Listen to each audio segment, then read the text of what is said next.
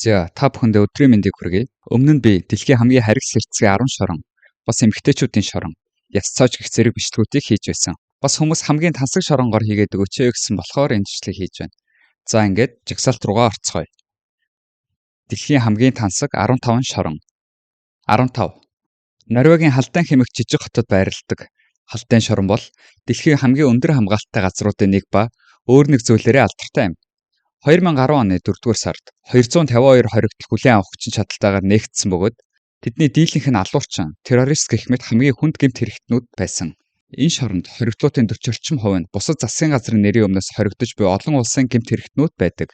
Харин өргөс тор, цахилгаан хашаа, харуулын цамхаг, түүн дээрх мэрэгэн буудагч байхгүй бөгөөд оронд нь байгууламжийг тойрсон асар том бетонын хан хамгаалалтын шилийг ашигласан байдаг. Мэдээж эрэг хяналтын камерууд байдаг ч эдгээрийг зөвхөн томоохон талбайнуудад ашигладаг бөгөөд нийтийн өрөө анги танхим эсвэл цехүүдэд ямар ч камер байдаггүй. Хоригдол бүр өөрийн гэсэн 10 м квадрат өрөөндөө зурагт, ширээ, мини хөргөгч, бие засах газар, шүршүүртэй байдаг. Хоригдлуудтай гаднаас хүссэн үедээ зочлохыг зөвшөөрдөг бөгөөд хоригдлуудын эдгээр давуу эрхүүд нь зөвхөн ёс бус үйлдэл гаргасан үед л хасагддаг байна. Шоронгийн энэ арга барил нь шийтгэл хүлээхээс илүүтэй нөхөн сэргээхэд чиглэдэг. Халдайны шорон хоригдлуудыг ажлын байртай болгож гадаад ертөнцид ур чадвар эзэмшигтэн дэмжлэг үзүүлдэг жижиг нийгэмлэгтэй адилхан юм. Энэ шоронгоос нийгэмд иргэн суллагдсан хүмүүсийн зам байдал нь сайжирч дахин гэмт хэрэг үйлдэх магадлал маш бага хувьтай байдаг байна. 14. Финляндийн Хельсинки хотын энэ дүүрэг нь 8 арлаас бүрддэг ба тэдгээрийн 5 нь гүүрээр холбогдсон байдаг. 1748 онд Оросын тэлэлтээс хамгаалах цайз барьсны дараа чухал түшиж газруудын нэг болсон юм. Цаг хугацаанд ирэхээр эвдэрч гэмтсэн түүхэн дурсгалт газар бөгөөд улсаас шоронгийн удирдгуудад юр бусын санал өгсөн байна. Тэд арлуудын өмнөд хэсэгт байрлах нэгэн арлыг сонгож нээлттэй шорон байгуулсан. Учир нь тэнд хоригдож буй хоригдлуудаар түүхт цайзыг сэргээн засварлахад дайчлах санаатай байв. Шорон нийт 150 орчим хүн амтай ба ихэнх нь өөр газраас шилжүүлэгдэн ирсэн хүмүүс байдаг. Тэд байшин дотор камертай өрөөнүүдэд хоригдож 7 хоногийн турш арал даяар янз бүрийн ажлыг хийлгдэг байна. Энэ шорон хоригдлуудаас суллагдсад нь хэрэг болохоос ур чадвар эзэмшүүлэх зорилготой бөгөөд тэтэнтэй шоронгийн хоригдол биш. Харин гадна байгаа энгийн иргэд мэт мэдрэмж төрүүлж хүндэтгэлтэй харьцдаг. Мэдээч эрэг тэднийг ажиллаж байх үед нь ч амарч байх үед нь ч гэсэн үргэлж хянж байдаг бөгөөд хэрэг дүрм зөрчиж байгаад баригдвал энгийн буюу хүнд дэглэмт төмөр товтой шорон руу хордог байна. 13. Боливийн Ла-Пас хотын хамгийн том шорон болох Сан Педро шорон 600 хоригдол хүлээж авахар баригдсан боловч өдгөө 3000 гаруй хоригдолтой байдаг. Энэ шоронгийн ялгаа нь өмнөд өртсөн шоронгууд шиг тав тухтай биш боловч дотроо өөрийн гэсэн нийгэмлэг дүрм журмыг бий болгосон бөгөөд олон хүний хувьд аимшигтай газарч гэлээ зарим хүмүүсийн хувьд тансаг амьдрал байж магадгүй юм. Энтхийн харуулуудын үүрэг бол зүгээр л хил дээр эргүүл хийж хоригдлуудыг зүхтаалахгүй байх явдал юм. Энэ нь гэр бүлүүд хүссэн үедээ бараг л очих боломжтой гэсэн үг бөгөөд жуулчид ч гэсэн дотгошоо орж үзэх боломжтой байдаг. Хоригдлууд Сан Педро руу ороод шоронгийн захирагчаас өрөө худалдаж авах боломжтой бөгөөд хэр их мөнгө төлөхөөс хамааран 8 дүүргийн аль нэгэнд нь очиж амьдарч болдог. Өөрийн гэсэн хар зах, лангуу, үзэр үйлчилгээний газар ресторантай бөгөөд энэ газруудыг хоригдлууд өөрсдөө удирддаг байна. Хамгийн тансаг дүүрэгтээ орох Ла Постан хувийн ариун цэврийн өрөө, галтгоо, кабелийн телевиз, тэрч байтугай халуун ван гэх мэт зүйлсийг санал болгодог. Жишээ нэгэн хоригдлыг хэмжээний төлбөр төлж хотыг бүхэлд нь дээрээс нь харах боломжтой өрөөнд амьдардаг байна. Мөн олон хоригдлууд гэр бүлийнхэнтэйгээ хамт амьдардаг бөгөөд гэр бүлийнх нь хүссэн үедээр шорон руу орж гарах боломжтой байдаг. Мөн шоронд зочд буудал, 2 совилгчтай газар хүртэл бий. Эдгээр тансаг хэрэглийг зөвхөн төлж чадах цөөн хэдэн л хүн байдаг. Гэвч хоригдлуудын дийлэнх нь нэг жижиг өрөөнд тавуулаа хоригдож хоолоо олохын тулд ажил хийх шаардлагатай болдог. Доод хорооллын хэсэгт харин хүн амны хэрэг байнга байдаг. 12. Хятадын шоронгийн систем нь хоригдлуудтай харгас хэрцгий, өршөөлгүй ханддаг гэдгээрээ алдартай бөгөөд ийм байдал нь эрх баригчдын эсрэг үйлдэл хийвэл хэн ч айхаар хүчтэй зэвсэг болж чаддаг байна. Хамгийн алдартай байгууламжуудын нэг болох Цинчэн Бээжингийн төвөөс нэг цагийн зайтай байрлах тосгонд байрладаг. Энд улс төрийн хоригдлууд, түүнчлэн нэр хүндтэй буюу мафийн толгойлогчдод зэрэг хоригдлууд ихэвчлэн илгээгддэг байна. Анх 1958 онд нууцын зэрэгэлтэй гэх нэрэн доор баригдсан бөгөөд үүнд хоригдлуудын байр, ажилчдын хэсэг, ажилчдын орон сууцны хэсэг гэсэн 3 хэсэгт хуваагддаг. Хоригдлуудыг илгээхээс өмнө үйлдсэн гэмт хэрэг, хүнд хөнгөн байдал, нийгэмд эзлэх байр сууриар нэрэмбэлдэг бөгөөд юунд сайн ямар туршлага хоригдлуулсныг нь тодорхойлдог байна. Мэдээж хэрэг ихэнх хүмүүс 7 хоногийн өдөр бүр биеийн хүч шаардсан ажил хийж Авчууд хооронд олуулаа байхаас өөр аргагүй хүнд нөхцөл байдаг. Гэхдээ та харин чинээлэг эсвэл нэр хүндтэй нэгэн бол бүх зүйл тэсвэр байж болно. Цэнчэн хотод эдгээр хүмүүст зориулагдсан хэд хэдэн тусгай хорих өрөөнүүд байдаг бөгөөд 20 м квадрат талбай, бичгэн ширээ, хувийн ариун цэврийн өрөө, угаалгын машин байдаг бөгөөд бусад хоригдлуудтай харьцуулахад тансаг зэрэгэл тооцогдохоор өрөөнүүд байдаг. Хувцас угааж сольж өмсөж, тансаг хоол идэж, дасгал хийж, ном уншиж, тоглоом тоглож, гаднаас зочин хүлээн авахч боломжтой байна. Яг амралтын газар гэж хэлэхэд хэцүү ч хангалттай соо орчинтай байж чаддаг байна. 11. Шоронгийн барилга гэж хэлэхэд нэг зүйлээрээ алдартай нь энэ байгууламж нь эко барилга юм. Шведийн Солентуна шорон 2019 онд ногоо үнэлэхээр шагнуулж байсан бөгөөд ийм хэмжээний эко болгохын тулд нэмсэн шинж чанарууд нь хамгийн тансаг шоронгуудын нэг болоход нөлөөлсөн юм. Шоронгийн гол барилга нь алсаас энгийн офисын барилга мэт харагддаг ч үүндээ Стокхолмын төвд байрлах өндөр хамгаалалттай 20 анги бөгөөд 19,500 м квадрат дулаан тусгаарлах чаргатай шилэн фасадтай бөгөөд байгууламж нь өөрийгөө автоматар зохицуулж чаддаг. Халууныг бууруулж, барилгын температурыг багасгахын тулд дээвэр дээрээ 3600 м квадрат ногоон байгууламжийг хийсэн бөгөөд энд хоригдлуудыг салхилахыг зөвшөөрдөг. Мөн зөгийн тоос хүрээлэлт нь маш ашигтай байхаар төлөвлөсөн. Тээврийн хэрэгслийн хөдөлгөөнийг багасгахын тулд газарт орох хонглуудыг хийж өгсөн ба шүүхийн байр зориг бусад олон шаардлагатай газрууд руу шууд холбогддог. Хоригдлуудын өрөөнд тоглог ор, хувийн ариун цэврийн өрөө, иж бүрэнд хоноглогдсон биеийн тамирын зал, цэвэр агаар, тав тухтай маш олон төрлийн орон зайг бүтээж өгсөн байна. Эко барилга учраас ердийн барилгаас хамаагүй бага эрчим хүч хэрэглэдэг тул зардалч хамаагүй бага байдаг. 10.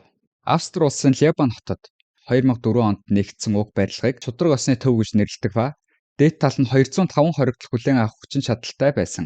Зөвхөн хүчирхийллээс бусад хөнгөн гэмт хэрэг үйлдсэн хүмүүсийг түр хугацаанд хоригдох газар юм. Тиймээс шийтглийн хугацаа ярихаас илүүтэйгээр тэднийг нийгэмд эргэн ороход шаардлагатай ур чадвараар хангахад гол анхаарлаа хандуулдаг байна. Мэдээж хэрэг хамгийн чухал зүйл бол дахин гэмт хэрэг үйлдвэрлэхгүй байх тал юм. Өргөн хүрээний сэдвээр тогтмол хичээл ордог. Энэ бараг сүмийн цуглаан мэт байдаг байна. Хоригдол бүрт угаалгын өрөө, зураг, галтгоо гэх мэт ховийн өрөөтэй бөгөөд тэд өөрсдөө хоолоо хийж иддэг. Мөн гадаа биеийн тамирын талбай, сагсан бөмбөгийн талбай бүхий том амралт чөлөө цагийг өнгөрөөх талбайтай байна. Мөн уулзалтын цэг болон бусад талбайнуудад өдрийн цагаар нэвтрэх боломжтой тул хоригдлууд өрөөндөө зүгээр байгаад ах нь ховор байна. Ийм байдал нь хоригдож буй хүмүүст шорон гэх газрыг илүү зөөлөн мэт харагдуулдаг боловч суллагдсан хоригдлууд нийгэмд илүү ээлтэй асуудалгүй болж байгаа нь дэлхийн шоронгийн судалгааны 1-р байранд бичигдсэн байна. 9. Хүн ам өсгөн хэрээр шоронд хоригдож буй хүмүүсийн тоо нэмэгдсээр байна. Харин ямар утга учиртай болохыг нь одоо тайлбарлая. Японд тулгараад байгаа энэхүү том асуудал нь өндөр наснуудын тоо хурдтай нэмэгдэж байгаатай холбоотой бөгөөд 60-аас дээш насныхан маш ихээр болж байгаа учраас тэднийг байрлуулах газар хэрэгтэй тул шоронгийн барилгыг сонгож дизайныг нь эрс өөрчлөх шаардлагатай болсон байна. Үр дүн нь бараг л 20 анги биш, ахмад наснуудын ясрамжийн газар болон хувирсан. Ономичи хотын Ономичи шорон алхахад бэрхшээлтэй хүмүүст туслахын тулд бүх явган замын голд нь хачлаг хийж өгсөн. Хоолны үеэр хөгшчүүл тогтмол насан туршидтын живг тарааж өгдөг. Хэрвээ хооллож байхдаа ханиалгаж эсвэл хахаж эхлвэл хамгаалагчид яаралтай тусламж үзүүлэхэд бэлэн байдаг. Мөн энэ барилгыг огт шигдэхгүй болгож зөвхөн пандус буюу налуу зам, лифтээр шийдэж өгсөн хөгжлийн бэрхшээлтэй болон хөлн өвдөх хөгшчүүлд зориулсан маш том шийдэл байсан. Шаардлагатай бол тулдаг таяг гэх мэт зүйлсээр үргэлж хангадаг. Тэднийг өдөрт 8 цаг биш 6 цаг л ажилуулдаг бөгөөд цаас ангилах, хувц сугаах, урлагийн зүйлс хийлгэх гэх мэт энгийн ажлуудыг өндөр наснуудаар хийлгдэг. Тэд энд ирдэг шалтгаан нь гэр бүлгүй эсвэл очих газаргүй хүмүүс ихэнх нь байдаг байна. Эцэстээ энэ газар нь олон хөгшчүүл хүртлээ орогнож амьдрах газар болж байгаа тул бусад шоронгуудаас илүүтэйгээр энэ газарт улсаас маш ихээр сайн анхаардаг байна. 8. Шорон гэдэг газар бол гэмт хэрэг үйлдснийхаа улмаас хуулийн дагуу ялгаар шийтгүүлж өөрөөсөө гадна гэр бүл ард үлдгэстэй ч хэцүү байдалд оруулдаг газар үлээ. Эцэг эхгүй олон жил байх нь гин зэмгүй хүүхдүүдэд хохирол учруулж болцсохгүй бөгөөд цаашлаад хүүхэд нь том болоод гэмт хэрэгтэн болох гэх мэт маш том асуудлууд нийгэмд тулгардаг байна. Зарим улс орнуудад хүүхэдтэй хүн шоронд орох үед хүүхдийг нь харгалзан авч үзэн илүү зөөлөн ханддаг бол зарим улс оронд нийгмийн халамжийн тогтолцоонд орохыг зөвшөөрдөг байна. Харин Испани Аранжуэз шоронд өмнөд өртсөн зүйлсийг цусгаж авсан байдаг тул шоронгийн системийг арай өөр хөлбраар явуулдаг байна. Хорих өрөө гэж хэлэхээргүй Диснейн дүр бүхий гэр бүлүүдэд зориулсан өрөөнүүд гэх мэт хамтдаа байж болох тухтай орчин гэх анхаарч шийдэж өгсөн байдаг. Энэ дугаа хоригдлууд алуурчид Харт амхны 8-ачт боловч бүх насаараа хорихол авсан хүмүүс биш байдаг.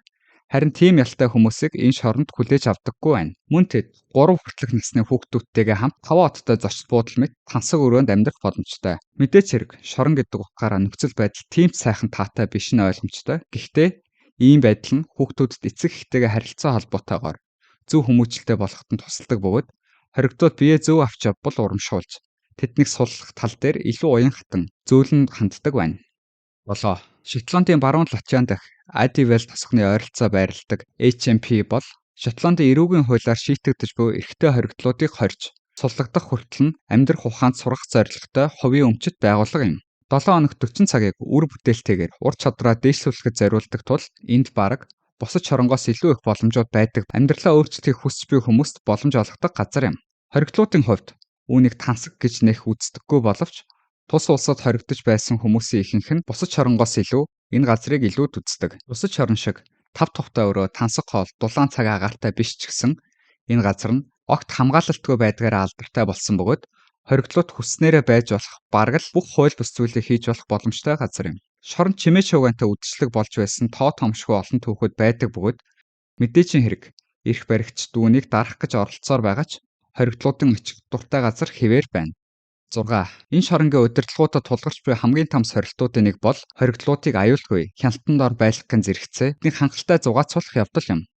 Мөн янз бүрийн байгууллагууд энэ арга барилтанд туслах дуртай байдаг. Филиппиний Себу шорон хэдийгээр хоригдлуудын өдөр тутмын амьдрал нь тансаг биш байж болох ч хоригдож буй хоригдлууд цагийг өнгөрөх хамгийн сонирхолтой үйл ажиллагаатай байдаг. Чанга тэглэмтэй шоронгийн хоригдлууд Себугийн дэлхийд алдартай багшаар бүжгийн дасгал заалган оролцох ёстой бөгөөд энэ нь тэднийг дасгал сургалтаар хангаа зогсохгүй. Багаар ажиллахад суралцах, зааварчилгааг дагаж сургаж, суллагдах үедээ сахилга баттай болох зорилготой юм. Бүжиглэж буй хоригдлуудаар бичлэг хийж, онлайнаар цацснаар олон тооны шүтэн бишрэгчтэй болсон хоригдлууд 2006 онд суллагдаж байсан байна. Одоо тэдний хүмүүс маш сайн мэддэг болсон тул хоригдлуудын зарим нь тоглолт хийж, бараг л урлагийн одууд болж хувирсан тохиолдол байдаг байна.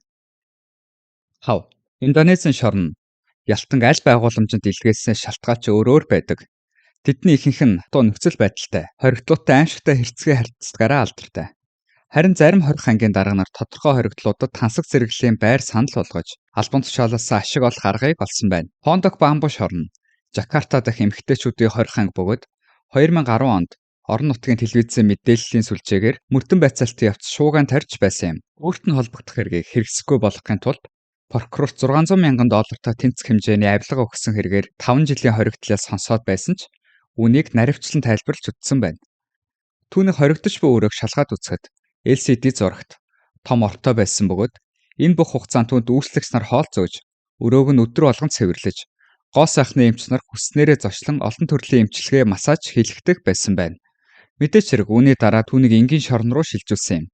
Гэхдээ тус улсын ихэнх шоронгуудад тансаг зэрэглэлийн байрууд байдаг гэсэн цуу ярианууд байдаг тул үүнтэй төстэй давуу эрх эдэлж болох шоронгууд байгаа нь энгийн үзэгдэл болж хувирсан байна.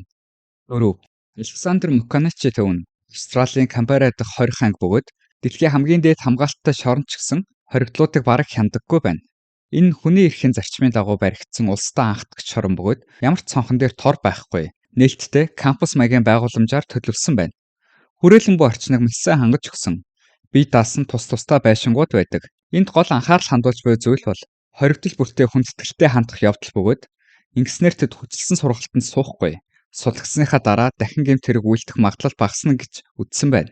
Хэдийгээр шоронгийн эргэн тойронд олон зуун камер хянаж, асар өндөр хамгаалалттай байгууламж хэвээрээ байгаа ч гэсэн хоригдлууд хэзээч хамгаалагчаас зөвшөөрөл авалгүйгээр элдв янзын үйлдэл хийдэггүй байна. Ийм байдал нь Австралид маш их маргаантай шийдвэр гаргаж байсан ч судалгаагаар суллагдсан хоригдлууд гэмт хийх магадлал асар ихээр буурсныг харуулсан байв.